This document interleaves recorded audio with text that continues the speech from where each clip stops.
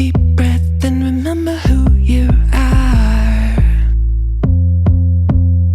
Yeah, they're gonna mess with you, baby, you're a star. Stepping in the spotlight, you know that it feels like time to put up a fight, honey. Got nothing left to lose, so let's start right now. Everybody want a piece of you. Gotta give them what they want, it's true. You're symphonic, yeah, so iconic. If you didn't know before, now you know. Now you know. This is an experiment called, what are we calling it? Powerfully Positive. And I got my pal Stacey Steinmiller on here because she is a guru about positivity, and we're really just trying to get together and kind of navigate how all of the different feelings that we're feeling in this interesting world that we're living in. Hi, Stacey. Hi, Scott. How you been? How are you? Amazing. Amazing. So, and please feel free, if you are tuning into this live stream, to do some comments. We can throw live comments up into the live stream and we can answer them as we, if you have any questions or anything. But so Stacey, what I have found in just my day-to-day is that people are, and I don't, this is just anecdotal. I don't have like any stats or anything like that, but from what I can tell based on social media posts and conversing with regular everyday people, depression is on the rise, hopelessness, powerlessness, confusion, chaos, all of the things that we're seeing around us that are being upended in how we normally do things. That's what people are going through right now. Yeah. And so I thought it would be good to talk to you about, like, you know, what are some of the things that people can do to make it better or get through it, really just get through it. Yeah. Yeah, exactly. And I like that reframe as well, because if we go in with, I need to fix this or make it better, it can actually increase our stress levels. Yeah. I would love for you to double check. Where did you go? I can't see you anymore. You can hear me, but you can't see me because I switched away. So when I started the stream, it told me that there was a problem streaming to my Facebook. So I got a notification that, oops, that's me. I wonder if I can do this. Let me mute this. And for some reason, it's not showing on my Facebook. And then when I go to yours, it's going to the countdown. So I don't know and then it if disappears. Yeah. Something, and then let's see it. If I click Oh, yeah, it says was live. So it ended after the Yeah, something happened. Something went horribly wrong. Something went horribly wrong. Bummer. Hold on, let me see if I'm on LinkedIn. Because yeah. What? Hold on. We're live on LinkedIn. Okay, it looks like it looks like my Facebook was unable to connect for whatever reason. I don't know why mine did not. For some reason I thought I had because my Facebook, yours didn't too. I don't know what's going on. Yours started, mine didn't do anything. So I should have closed the majority of these tabs before. Well, if any, you have some people who are saying hello to you. Dennis says, "Hey, Stacey," and hey, cool. Yeah, you're perfect on LinkedIn. Perfect. Yeah. Right, so we can just do this on LinkedIn then. So fine. Perfect. I'm happy with that. All right, so let's get back to business. So, just to give a little background, I met Stacey through a friend. She came in to talk about a podcast at my podcast studio here.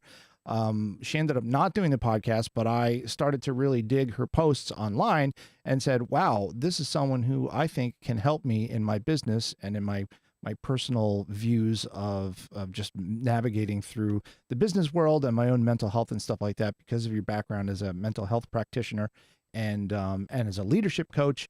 And I dove right in, and I've just been completely blown away by how easy it is to get together with you. You have the group every week, and then we have a one-on-one every month, once a month, and it's just it's perfect because you are able to kind of pick things and say, all right, let's examine this. Let's see why you are thinking this way. Let's see why you are reacting this way.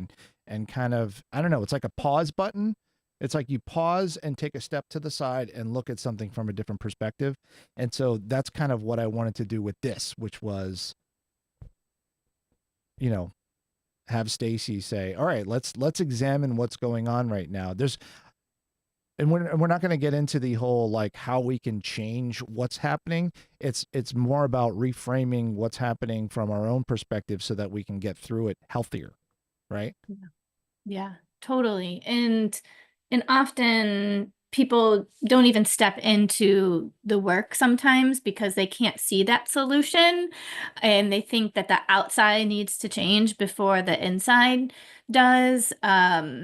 So there does need to be this leap, it seems, of even entertaining the idea that, oh, what if, could that work if I just change the internal? Like, how does that work? So there needs to be some sort of open-mindedness and curiosity around that even being possible, I've No, noticed. that's a really good point.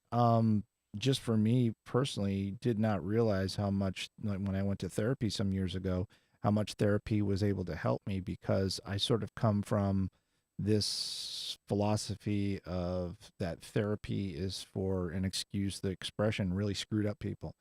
You know what I mean? Therapy's for the crazy people. People Right. who have a lot of problems, not normal people. But what I found out is that every single human being who has a brain and has feelings could benefit from therapy of some kind just to keep yourself. I mean, just like you go to the doctor, you do a healthy visit, they check you once a year and they do that. You know, checking in with a therapist of some kind every couple of months, once a quarter. I don't know what I guess it's different for everybody, but doing that is such a benefit for people just in Yeah. general. Yeah.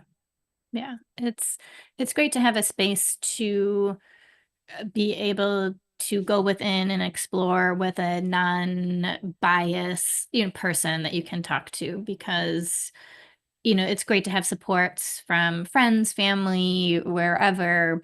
Um, but the dynamic is different. It really is different. Yeah. So it's helpful. So what do you do in the case that, let's say, some really horrible news comes across, you see on social media or on the news or whatever, something that really gets you down? How do you Mm. approach that? How do you move on in your day? And we'll see if we can like maybe apply that to the average everyday person. Yeah. So first of all, I try to limit my exposure as much as possible. Um, and I know you might be like, Stacey, that's avoidance, but I think you really need to be smart about it.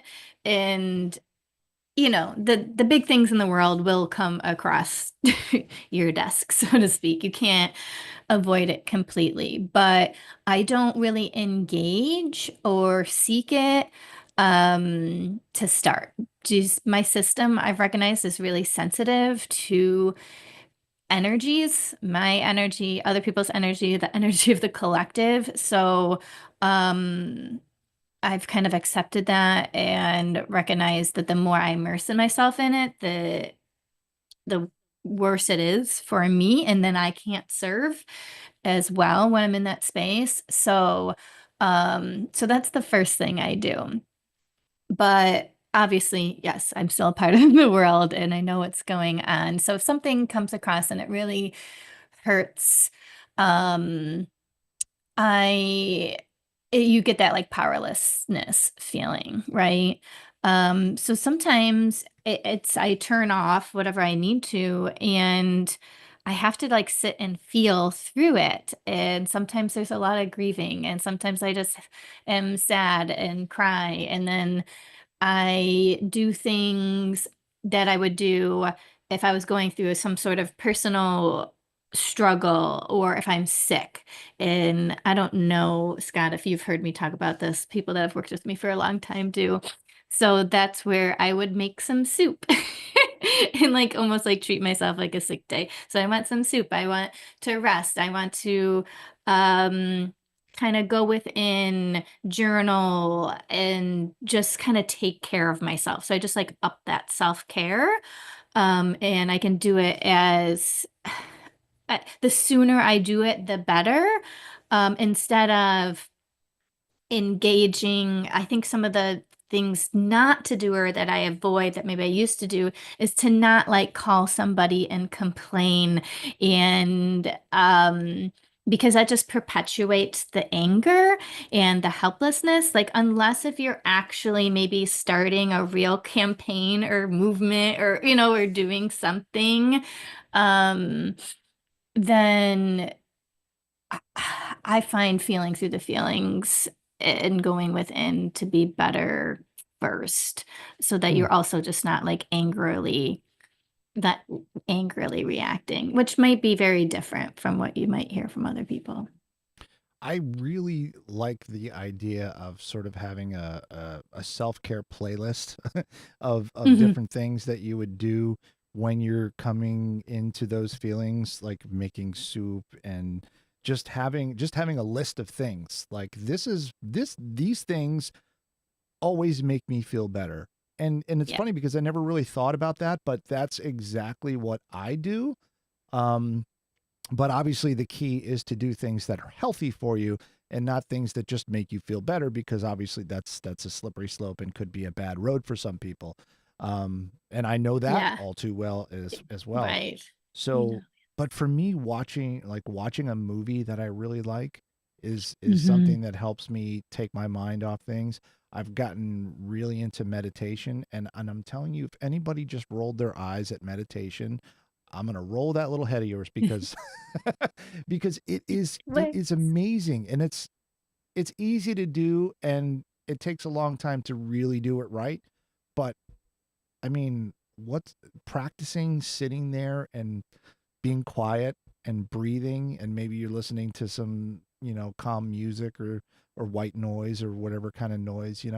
But what's wrong? Like, what could be so bad about that? About Right. being quiet? Like, we need that quiet. Yeah, so there's we're often really resistant to it because it feels, well, it brings up all your stuff. So when things are quiet, you hear more. And so that's why I kind of defer of like, why don't you wait before you start like talking to people and doing these things and blah, blah, blah, blah, because you're just reacting instead of truly responding, right? So, yeah, so meditation helps us to move past the reaction and then to the response instead. And it's, mm, it can not be as fun. Like, I don't know, I'm a feisty person, so it took me a while. Like it feels good to like react with that feistiness sometimes. So you kind of so sometimes it feels like you're missing out on that energy as well. That's a little random side note, I guess. That's interesting, and it makes sense. I never really thought on you being feisty, but that's a perfect word for you. Uh, Deborah says Yeah. focus on what you can control, which is a really great point that I was going to kind of move into that, which was something that I learned, and something that we've talked about in our group is that, there's a lot of things you can't control, so why give those things any power over you at all and focus on the things you can control. And one of the things that we always talked about is like you can't, it's how you react to things that gives you the power. So Right. you could take a second and be like, you know what? I could yell and scream at you and throw things, or I could take a minute, take a deep breath, close my eyes, count to 5, count to 10 or whatever, and then go, hmm, let me think about that before I respond. And what does that do? I'm sure you've been in a situation where you've done that in a conversation. What does the other person do when you do that? How do they react, generally speaking? Mm. Well, it's usually positive, I think, or like it's not as bad. They Well, yeah, still because it's might, not so adversarial. So you're not yeah, jumping at them. So they're not in that defense mode. They're right. automatically like, oh, okay, yeah, take your time. Right. Well, it forces them to then take that pause too. So by you taking the pause, it allows them to also take the pause. And now you're bringing everything kind of down Yeah, together, which is helpful. And then you're also engaging your body response as well. So when you take those deep breaths, it's telling your brain you're in a safe place instead of an unsafe place, right? And then we make better decisions and we respond better when we have an internal sense of safety. interesting. Internal sense of Yeah. safety. I didn't Yeah. think about that before, but it really comes down to that fight or flight sort of Yeah. um what's the part of your brain that's your reptilian brain, the amygdala, right? Yep. Good job. Look at Your you. your reptilian response to something where you're either gonna run away or attack it. Um, Yeah. and that's something that I'm constantly battling with, and we see it all the time just on social media. With you see a Mhm. post that you don't like, and then you make the next mistake into reading the comments, and then you read the comments, and then the comments start making you even more angry, and then you get all boiled up, and then you type out this thing. You know how many times I've typed out something or gone to do a post and then looked at it for a second and then just deleted it and discarded it because I'm like, and Why? this is a new thing for me, is to sit back and go, what good is what I'm going to say right now going to add to the conversation? What good is it going to do? Am I going to actually, is there going to be a person that goes, you changed my mind? No, it's not going to Yeah. happen. It's not going to Right. happen. So Yeah. why am I going to waste my energy on that? And Right. energy is the key word that I'm still learning about, that you've taught me about, that whole energy thing. Um, Tell me a little bit about that process of about thinking about your energy as you come into something, like as you start a conversation or anything you do, any kind of activity, anything that you do in your day, how energy plays into that. Yeah. I will. Hold on, I'm going to see what Denny said really quick.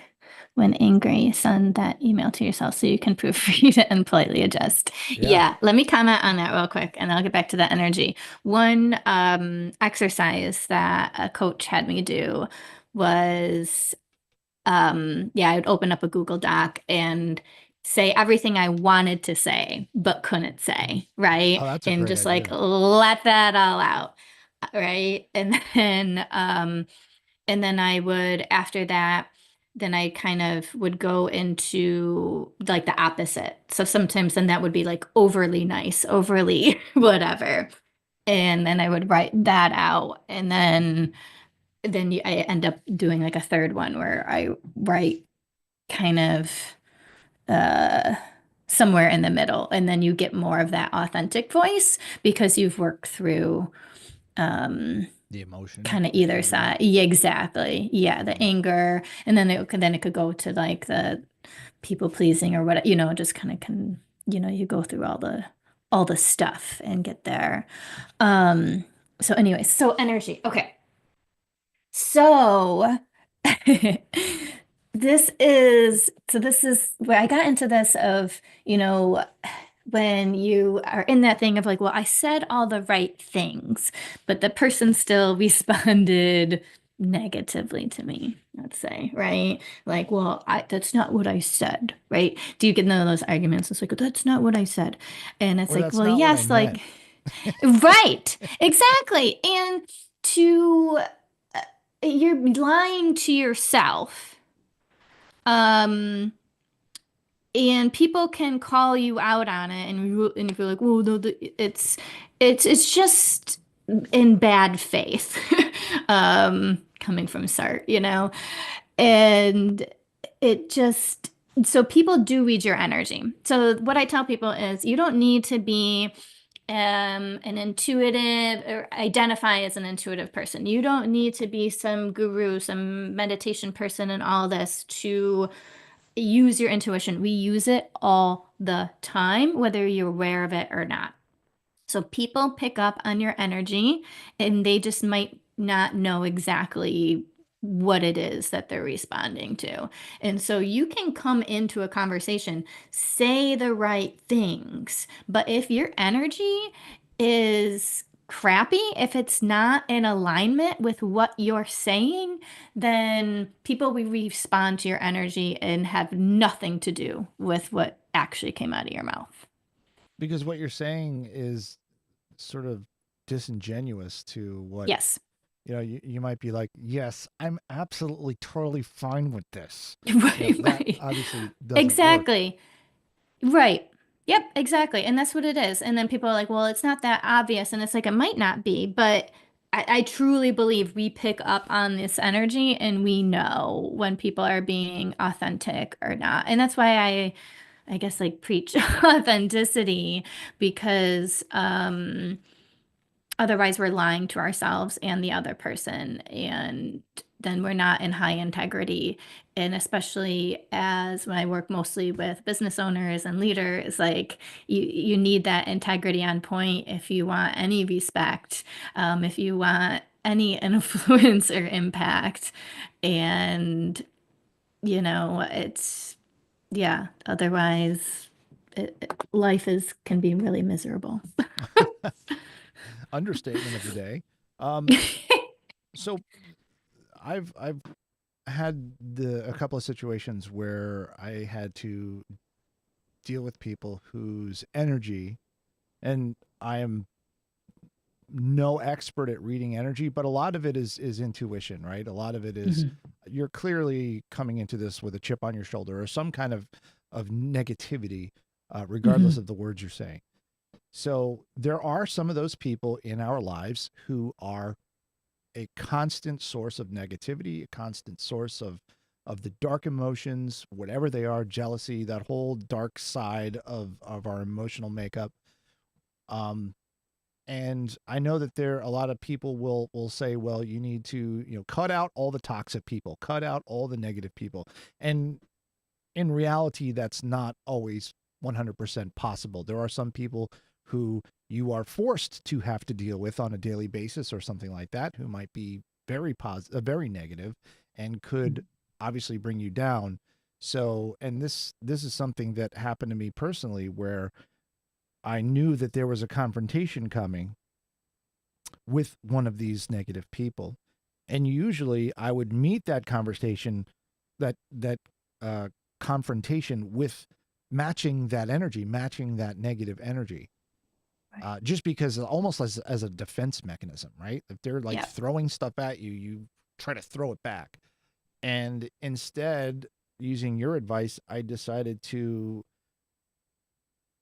be very mindful about what my energy was going into that conversation. And it was it was amazing because it was almost laughable. It was almost like watching a play, right? You're Yeah. going in, let's watch a play about a guy who's going to have a breakdown because he can't get me to respond the way he wants me to respond. Um, what are some tips that people can do to try to work on their energy when approaching anything that they do in life, like something that you can do in your mind to, because I think this is something that people need to actually be aware of, because most people don't think about like your energy. And I know there's a lot of people that are rolling their eyes going, oh, your energy, light a candle and incense. But um yeah, don't laugh at it unless you've actually tried it, because if you do try it, you're going to see improvements. What do people do? Yeah.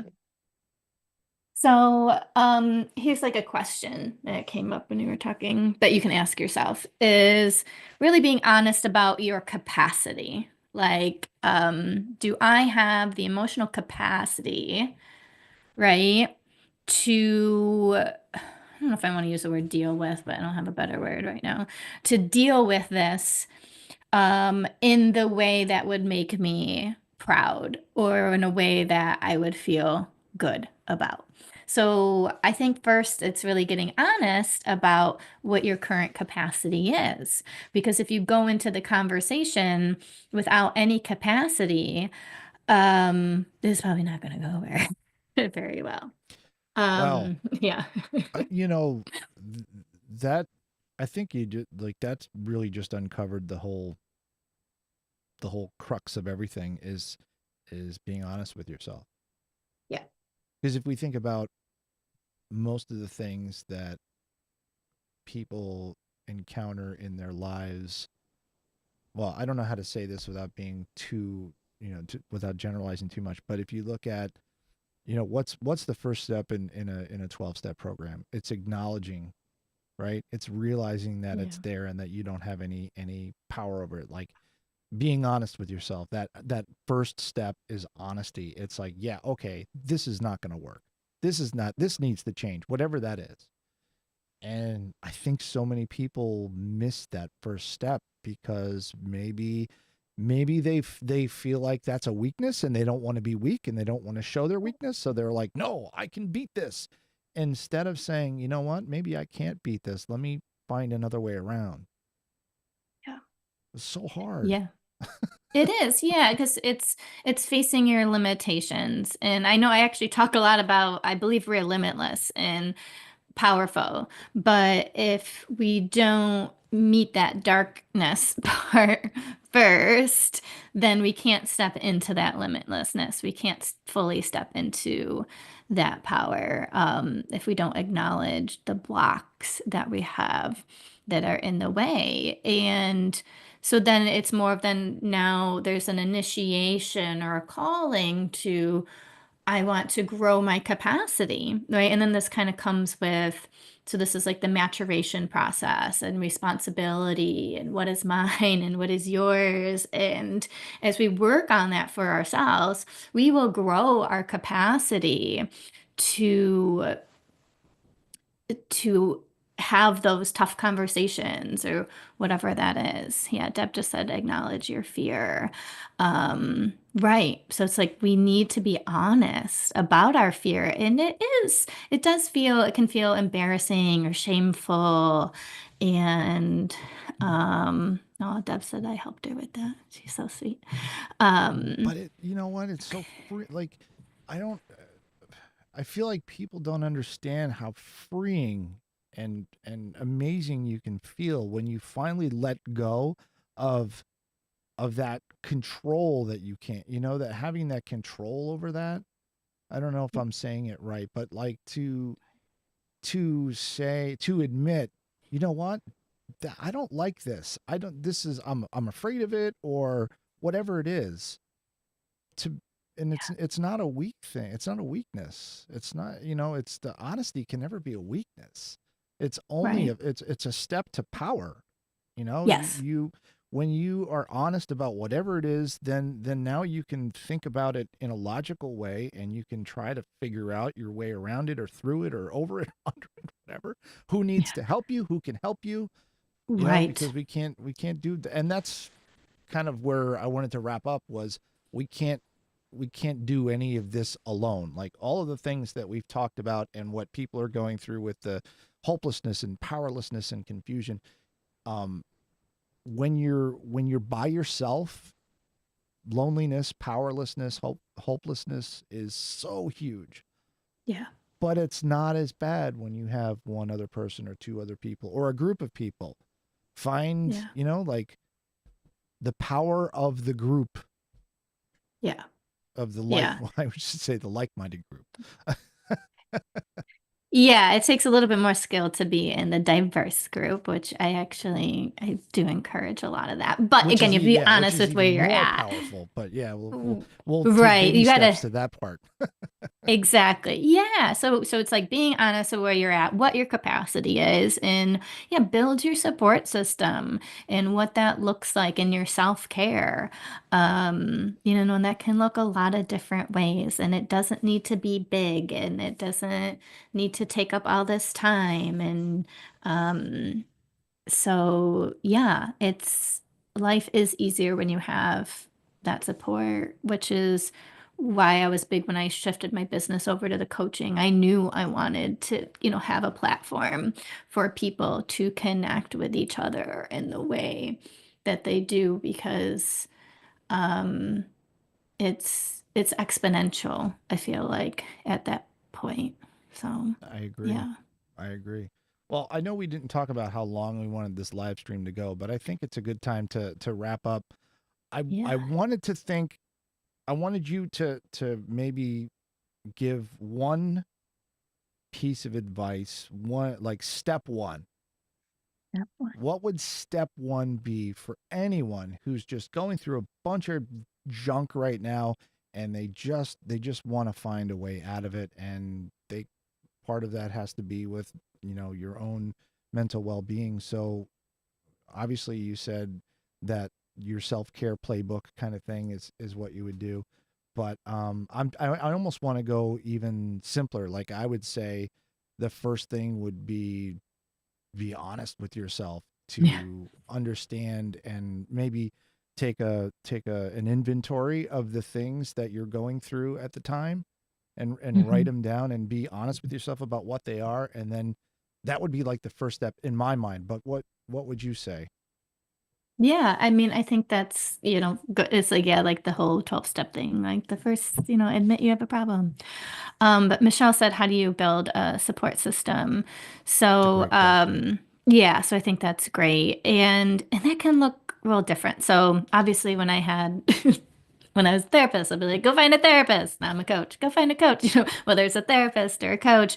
Um, you go get massage, go get acupuncture treatment, go to that functional medicine doctor. You know what, like, it's kind of like, where do I need support? What kind of support do I need? Um, and engage in your desires. I know that we can talk about this more next time because this is a whole multiple conversations. Is what lights me up, what makes me happy, what brings me joy here, and start following your desires and your passions. And because that's where you're going to meet the people that you'll likely connect with, and that might become more of that support system. But don't go in. So, like, caution, don't go in with the like, I need support, I need friends. That will scare people away. uh, Um, yeah. so, like, word of caution, don't do that because you're going to be giving out desperate energy. So yeah, so it's like a slow build. So maybe even just start going into stores or coffee shops that make you feel good. You like the vibe, even if you don't talk to anyone, even if you don't do anything. Bring a book, just sit down, be in that energy, and slowly kind of move towards where you are pulled naturally. Yeah, take it slow. Like, don't go out like, I'm gonna get a best friend today. Um, might not, might not be the best idea. Yeah, go to Wegmans and hang around in the produce department and ask people to be your friend. See what happens. Yeah. Well, this time was really about just having a conversation about navigating this time that we're in. It's unprecedented in my lifetime. If I think back to any part of our country's history that I would say would probably be harder, could maybe be the depression, because at least right now most on a statistical level, there aren't as many starving people as there were in the time. of the depression? I'm guessing. I mean, obviously Yeah, the population's Stephen, different. yeah, but Steven Pinker wrote a book. I mean, I think he got a lot of flack for this. This was back a while ago. That does statistically look at how life is better now than it was before. So if I would maybe recommend that book, not just to start opening to like if you're kind of feeling stuck in that like life is worse now and blah blah blah blah blah. If you want some like hard stats and facts to like help challenge that idea, that might be a good book to check out. I can't remember the name of it. It's I believe it's Steven That's a really Pinker. That's a really Um, interesting point that you're making me realize is that it comes back to that whole perception is reality, and because I think that right now is really really really hard. It is for me. It might not be yeah, for other people. As other people might be just living the dream right now, which good on you for that. But the yeah. statistics can, like, if you it's just like adding the science to it, saying, well, okay, so there were, I'm just throwing numbers out, there were 2 million people that were out of work uh on this day, and now there's only 500,000. Hey, it's better. Yeah. I mean, I Y- guess you can psych yourself up in that way. Right. And yeah, and then it's also like your knowledge of statistics and how we can skew data and how we can look at it differently and all that. So I think it might be his Enlightenment Now, 2018. That sounds about right. I can't But math, so yeah. I'm not good with statistics. I had to take a lot of statistics for psychology as like a huge part of the Really? program. Wow. Yeah, because yeah, we have to be able to analyze and understand the data, and then with like a soft science like psychology, you're really having to kind of whatever do stuff in other ways. But so yeah, you can challenge yourself, your thoughts with some of the data.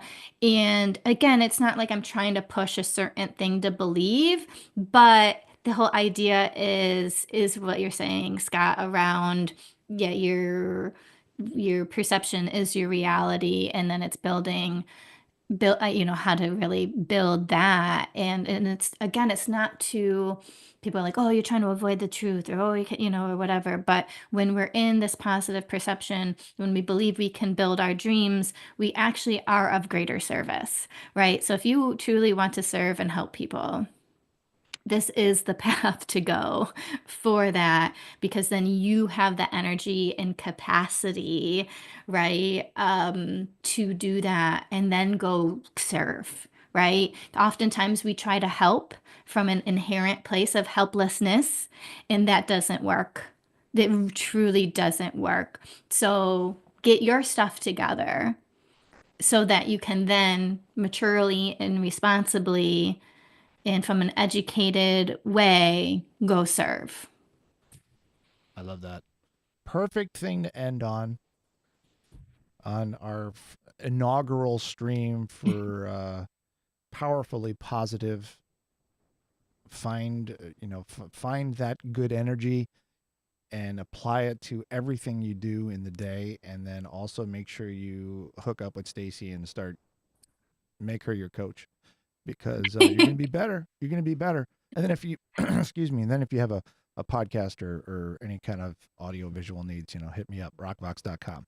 But this isn't supposed to Totally. be an ad, so we'll No, leave it but at you that. can also promote, which Scott is amazing for that. And I think a podcast is a great way to spread your message and share who you are authentically so that people can connect with you. And I'll share, I was just even blown away with how easy it was to set up this restream, even though I know we're still working out our glitches here, but just having Scott do this with me, I don't think I've ever been so excited about doing a joint live before, and I've done a lot of them over the past few Awesome. years. So I think that Good goes times. as a great for, I think it shows how easy it is to work with Scott if you have podcasts that you want to do. So we're gonna try to be back every Wednesday at 10 o'clock on the various social streams. We'll see. I know Yeah, it we'll did not figure it end out. up. It didn't end up on my Facebook page like it was supposed to, but it's on my YouTube. It's on your YouTube and LinkedIn, I think, and everywhere Yeah. else. Well, we'll see. I think Facebook just went. But also, Yeah. Facebook is now changing it so they're deleting lives after 30 Yeah. days. They used to be indefinitely there, but now they're going to be deleting lives after 30 days. So Yeah. if you have any live videos that you've done that's on your Facebook page, you might want to download them and copy them and save them. Otherwise, they're going to be gone. Gone forever. Is that a All real right. cloud? Todd wants to know if that's a real cloud. Oh, she's yes, Todd, it's real. And he can, if he comes and walks by, he can see it. It's right. And Is he Todd looking lives through down the the window he lives right down now? the street. Tell him it's a real cloud and it's angry at him too. All right, Stacey. Thank you. We will All right. we'll catch you next time on this show of ours, Powerfully Positive. Yay. We're gonna play some music. Take a deep breath and remember who